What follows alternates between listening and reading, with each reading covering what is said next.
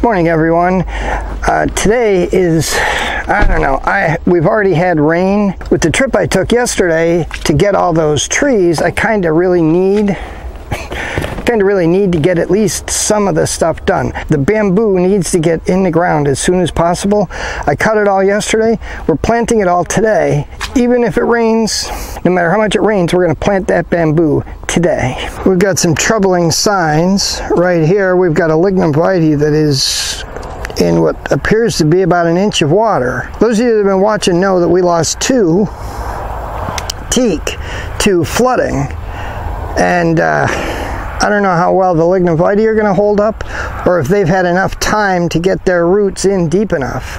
My experience is the trees that have had time to get their roots deep enough, they do fine even in the flooding. It's the new trees that have a problem. I'm coming through here and I'm seeing something that's very concerning. That vine is starting to run up that teak, and given an opportunity, that thing will kill this teak. Yeah, I'm definitely going to have to clean that up to make sure that vine doesn't do any real lasting damage. Back here at this part of the property, again, we're right along this little waterway. The vines seem to get just out of control here. So we need to clear a big area in order to be able to plant. Now we've got a really big cutting. In fact, let me show you. This is the one, the biggest one. If you look, we've got a really good attempted roots establishment here. There is a lot of energy in this clump, and if anything's going to grow, this will grow. So we're just making sure we've got a hole big enough and effective enough so we plant this, and hopefully we're going to see growth. These root systems, we want them to start taking here in this soil. I just got a call saying it's pouring at the house, and we are about 4 miles from the house, so I'm expecting rain, but we got to get these in the ground, at least the big ones. And I just got a call from the house, and sure enough, just after she calls me, it starts pouring again.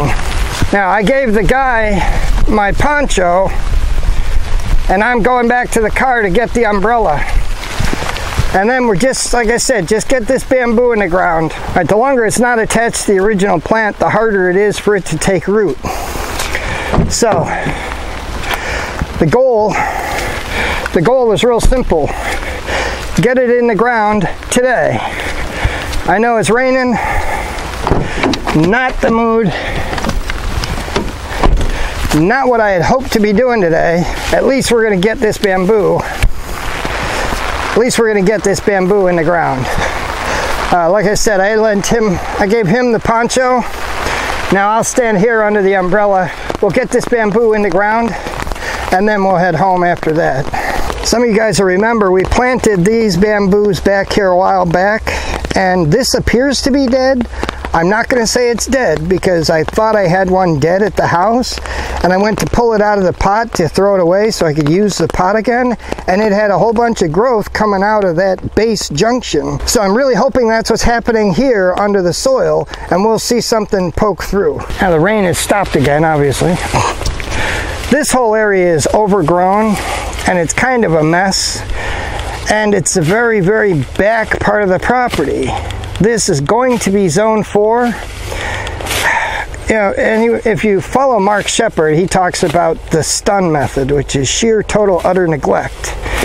As much as I would love to do that, he also mentions it's actually more strategic total, utter neglect, where you give them what they need, because until they get established, you're going to have an issue. What you don't want to be doing is spending a ton of time and money trying to keep something alive that isn't meant to grow where you are. So we're going to work to clear some of this area and keep these things from getting ridiculously out of control.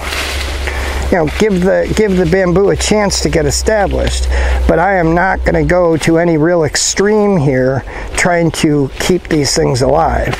All we want to do is get them established. I'm fairly confident the minute we get this stuff to grow, we're going to be fine.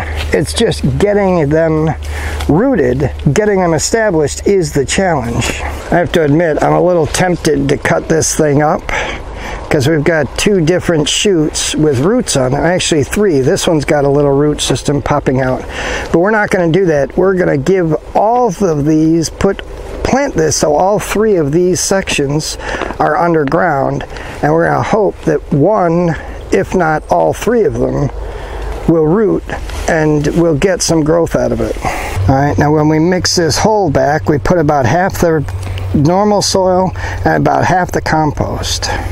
So put some more compost in there now. He filled the bottom of it with compost already. So we're going to put a little bit of compost on top of it. Then we'll put some more native soil on top. It will be good. All the rain we've been getting, this is really good wet soil, and the compost is just really great stuff to help.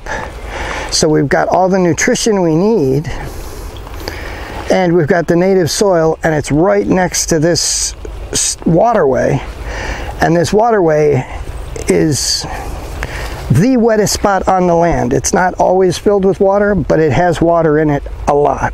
Take a look at this soil. This is the same hard clay that we've got everywhere else, but look at how it's a crumbly mix now. This is what happens when you give it a chance, the life in the soil. We've already got a couple of really great worms that we pulled up. I think I just saw another one too. Yep, there's another big huge worm right there. This is what we want. Eventually we want the entire place to have soil that looks like this, or better. I mean, but this is the best looking soil we have on the place so far. And it's because this is the part that is the least disturbed. Nobody's been back here planting cane. This was an overgrown mess. So look at the soil, just naturally producing beautiful soil. Since we're here and we're kind of dealing with on-off rain, it's not raining now. We're going to take just a minute because I want to show you some of the things we've had planted over here that we're hoping that will start to take over. The goal is to fill all the layers of the forest with stuff you want to grow instead of something that, well, instead of what God would normally put here. All right, he taught us a system. We're going to use that system to our advantage. And our advantage is going to be growing the things we want. So far, we've been focused on 3 things: trees, lemongrass, and sweet potatoes. This teak was one of the ones that was damaged during the flooding before. It has gotten significantly larger, and I'm really hoping that means the root system has also gotten significantly deeper. Now, there is not nearly as much water over here as there was during the flooding that caused all the damage. I'm hoping these trees have had time to get well enough established to avoid a problem. Right here we've got some of the lemongrass. We actually have got a lot of really good clumps of lemongrass. Here's one, there's one. Got another one over there next to that teak, or between the teak and the mahogany. And there's a lot of the lemongrass. In fact, this lemongrass is so big, I could probably divide it now. In fact, if I had the energy, I should pull some of these out and replant them. We only have one of the guys here, so we're not going to mess with it too much. We got the most important thing, which was the bamboo in the ground. Now, on top of that, right here's some sweet potato slips. We planted these a couple weeks ago, and now look at how good they look. There's another one over here. Let's see if we can get to it. Yep, there's another one right there. We've got a bunch of pumpkins here. There's a pumpkin. He planted a whole bunch of them running down this way, and a bunch of them in other areas too. And there should be a sweet potato. Yep, here's a sweet potato right here, right next to this lemongrass. We got this big, beautiful lemongrass. Right next to it is a sweet potato. The goal is the sweet potato vines will spread out, and as they spread out, they will cover the ground and hopefully outcompete the weeds, because we don't want these. They don't do us anything. They're not benefiting us, so we don't want them. We want the sweet potatoes to come in and take over for these plants. In fact, we were talking sweet potatoes. I just planted these last week. And look at how good they look. This is our goal. We want the sweet potatoes to take over here. Unfortunately, I don't think I have enough sweet potatoes to fill this section. So we're gonna grow them, and then when we harvest, we're gonna take and plant out another big section and hope that as they get bigger, eventually we'll be able to plant out this entire property.